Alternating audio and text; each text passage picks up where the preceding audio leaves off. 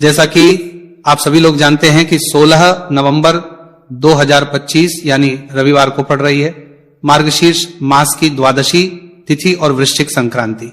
और दोस्तों यह वह तिथि है जो मार्गशीर्ष मास में पड़ने वाली सबसे बड़ी तिथि है, क्योंकि यह रविवार के दिन पड़ रही है और इसका बहुत ही बड़ा और विशेष महत्व हो जाता है। पूज्य गुरुजी ने कहा है कि अगर कभी भी मौका लग जाए और मार्गशीर्ष महीने की द्वादशी तिथि रविवार को पड़ जाए तो आप लोगों को 3 दीपक वाला उपाय तो अवश्य ही करना चाहिए। इन दोनों का संयोग बहुत ही कम आता है। इसी के साथ में गुरुजी ने अपनी शिव पुराण कथा में बताया है कि इस दिन आपको एक 3 दीपक वाला उपाय तो आपको अवश्य ही करना चाहिए, क्योंकि ऐसा दिन पूरे साल में सिर्फ एक ही बार आता है।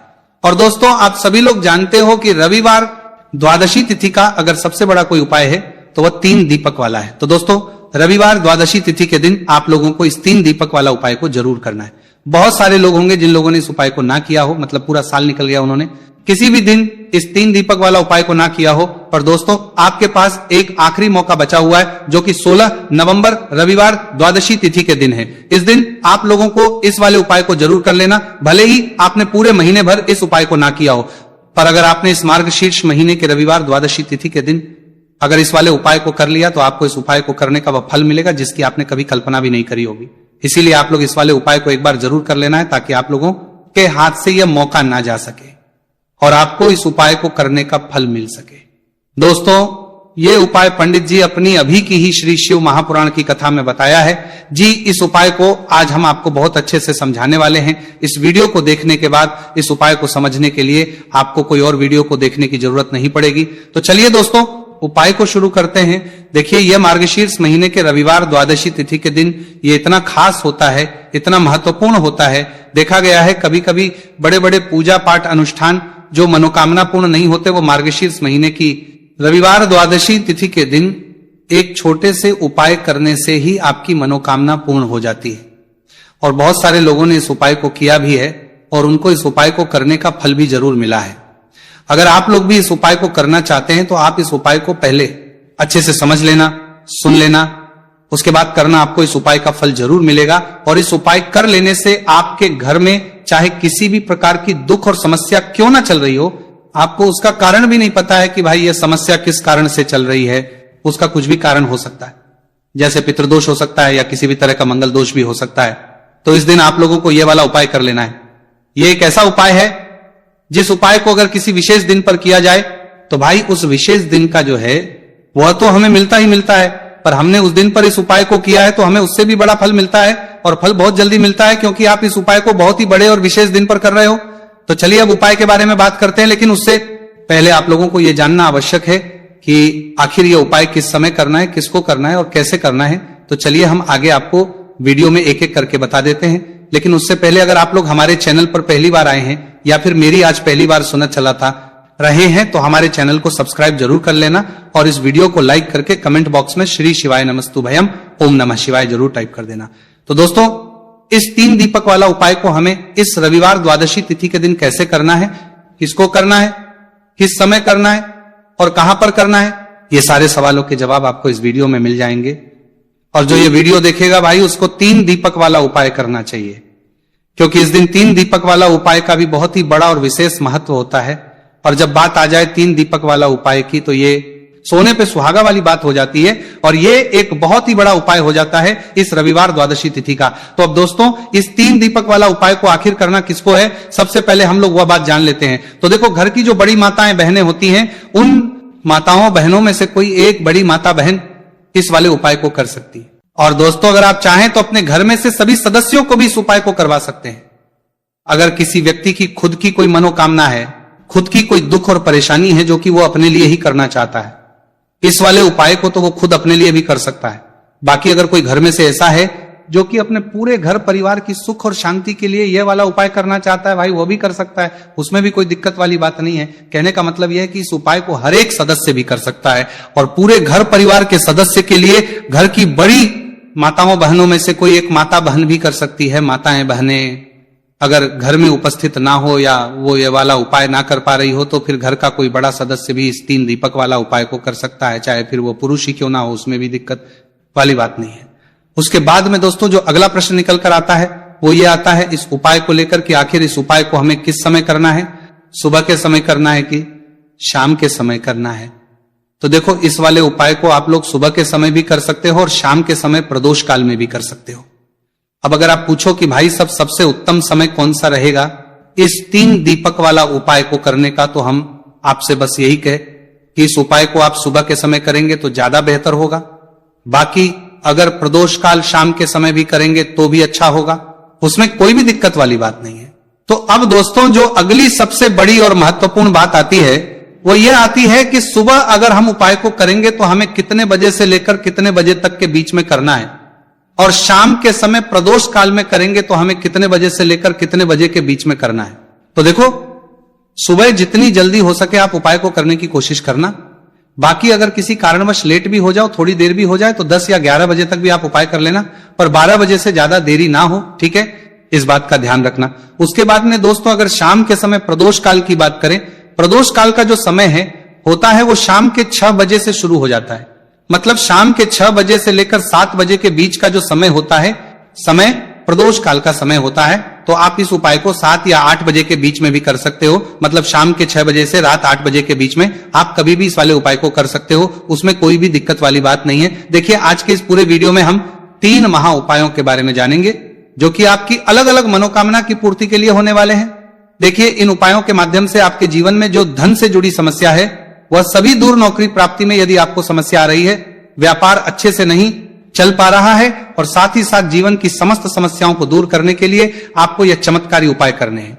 चलिए दोस्तों, जान लेते हैं पहले महा उपाय के बारे में। देखिए दोस्तों, यदि आपकी ऐसी कोई भी मनोकामना जो परिपूर्ण नहीं हो पा रही है, आप उपाय करना है कि थक चुके हैं, लेकिन आपको ऐसा लगने लगा है कि महादेव आपकी सुन ही नहीं रहे हैं, या फिर आपके घर में धन को लेकर बहुत ही अधिक समस्या है, और यदि आप चाहते कि घर में हमेशा सुख समृद्धि बनी रहे। देखिए दोस्तों, इस उपाय को करने के लिए सबसे पहले तो आपको एक पीपल का पत्ता लेना होगा। देखिए, द्वादशी तिथि का दिन है, तो आप इस दिन पीपल का पत्ता पीपल के वृक्ष से तोड़ सकते हैं, और साथ ही साथ रविवार के दिन और साथ ही साथ द्वादशी तिथि के इस महासहयोग में यदि आप इस उपाय को करते हैं तो इस उपाय का आपको 4 गुना फल प्राप्त होने वाला है। तो सबसे पहले तो आपको एक पीपल का पत्ता लेना, इसी के साथ में आपको मात्र थोड़ा सा शहद लेना है, इसी के साथ में आपको 7 यानी कि 7 अक्षर के दाने लेना है, जो कहीं से भी टूटे हुए खंडित नहीं होने चाहिए। इसी के साथ में आपको लेने होंगे 1 चुटकी काले तिल।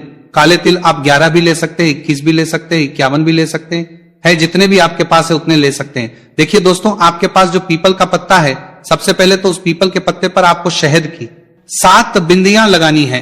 देखिए गुरुजी यहां पर एक विशेष जानकारी दी है कि जब भी आप ये 7 बिंदियां लगाएंगे तो आपको अपनी जो भी विशेष मनोकामना है उसे मन में सोचते रहना है। अब दोस्तों, आपके पास जो 7 चावल के दाने हैं उन्हें आपको उसी पीपल के पत्ते के ऊपर रख देना है। देखिए दोस्तों, जब आप 7 चावल के दाने पीपल के पत्ते पर रखेंगे तो आपको अपना नाम और अपनी गोत्र को मन में बोलना है। अब इसी पीपल के पत्ते के ऊपर आपके पास जो 1 चुटकी काले तिल है उसे भी आपको रख देना है। अब इस पीपल के पत्ते को दोनों हाथों में रख करके आपका जो पूरा घर ही, घर के प्रत्येक कोने में, प्रत्येक कमरे में इस पीपल के पत्ते को लेकर के आपको घूम जाना है। केवल बाथरूम और शौचालय को छोड़ करके सभी कमरे में घूम जाना है। आपको लगातार ओम नमः शिवाय या फिर श्री शिवाय नमस्तुभयम इस मंत्र का जाप करते रहना है। अब दोस्तों, इस पीपल के पत्ते को लेकर के सीधे आपको पहुंच जाना है किसी भी बहते हुए जल में, सरोवर के पास। वहां पर अपना नाम और अपनी गोत्र को बोलते हुए और अपनी जो विशेष मनोकामना है उसे बोलते हुए इस पीपल के पत्ते को आपको जल में प्रवाहित कर देना है। देखिए दोस्तों, गुरुदेव ने बताया है कि यदि आपके घर के आसपास कोई भी नदी, तालाब, सरोवर नहीं है तो इस पीपल के पत्ते को आप पीपल के वृक्ष के नीचे या फिर बेलपत्र के वृक्ष के नीचे भी रख करके आ सकते हैं। वहां पर भी आपको अपना नाम और अपनी गोत्र बोलना है और अपनी मनोकामना को बोलते हुए वापस आपको अपने घर आ जाना है। गुरुजी ने बताया है कि जो भी व्यक्ति 16 नवंबर मार्गशीर्ष मास की रविवार द्वादशी तिथि पर इस उपाय को कर लेता है, उसकी सारी कामनाएं स्वयं हमारे महादेव परिपूर्ण करते हैं। अब दोस्तों, हम जान लेते हैं दूसरे विशेष उपाय के बारे में। देखिए, इस उपाय के माध्यम से आपके घर में सुख, शांति, समृद्धि और धन संपदा हमेशा बढ़ती रहेगी। आपका जो दुर्भाग्य है वह दूर होगा। माता लक्ष्मी हमेशा आपसे प्रसन्न रहेगी। देखिए, इस उपाय के लिए आपको 3 दीपक लेने हैं। देखिए, पहला जो दीपक है वो आपको गोल बाती वाला दीपक लेना है, और इस दीपक के अंदर आपको गौ माता का शुद्ध देसी घी डालना है।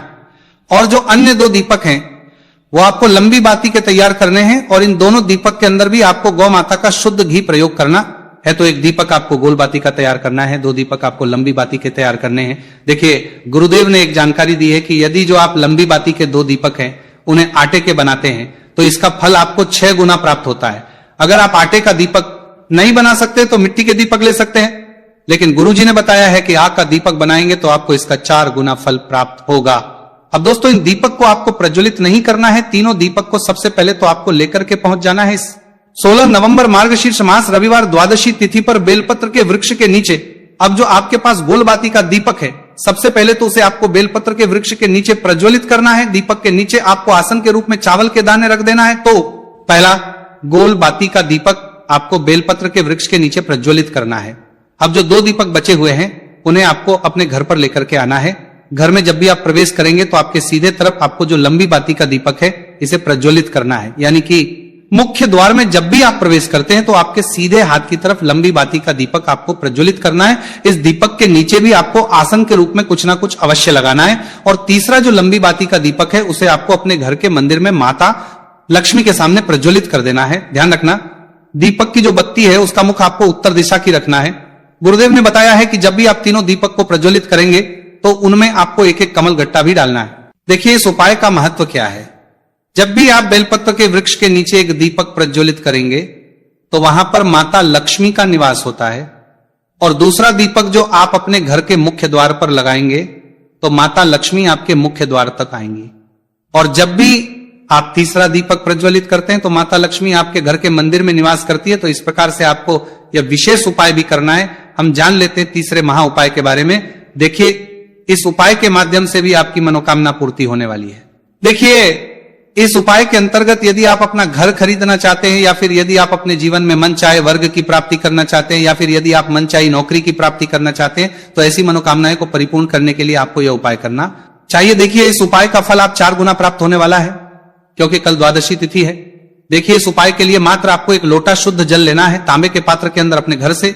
अब दोस्तों, इसी के साथ में आपको मात्र 1 चुटकी हल्दी लेनी है। इसी के साथ में आपको लेना होगा 1 चावल यानी कि अक्षत का दाना। चावल का दाना कहीं से भी खंडित नहीं होना चाहिए। और इसी के साथ में आपको लेना होगा 1 लाल फूल। देखिए, फूल आप किसी भी प्रकार का ले सकते हैं, केवल आपको फूल जो है वो लाल ही लेना है। अब दोस्तों, सबसे पहले तो आपके पास जो 1 चुटकी हल्दी है, 1 चावल का दाना है और एक जो आपने लाल फूल लिया है, उन तीनों को उस पात्र के अंदर डाल देना है। अब दोस्तों, इस कलश को आपको दोनों हाथों से पकड़ना है और इस कलश को सीधे लेकर के आपको पहुंच जाना है पीपल के वृक्ष के नीचे। ध्यान रखें दोस्तों, कल रविवार का दिन है, साथ ही साथ द्वादशी तिथि की पवित्र तिथि है, तो इस उपाय को आप रविवार के दिन कर सकते हैं। और इसी के साथ में आपको एक गोल बाती का दीपक भी लेना होगा।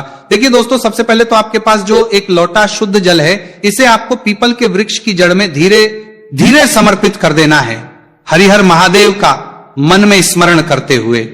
और इसके बाद आपके पास जो एक गोल बाती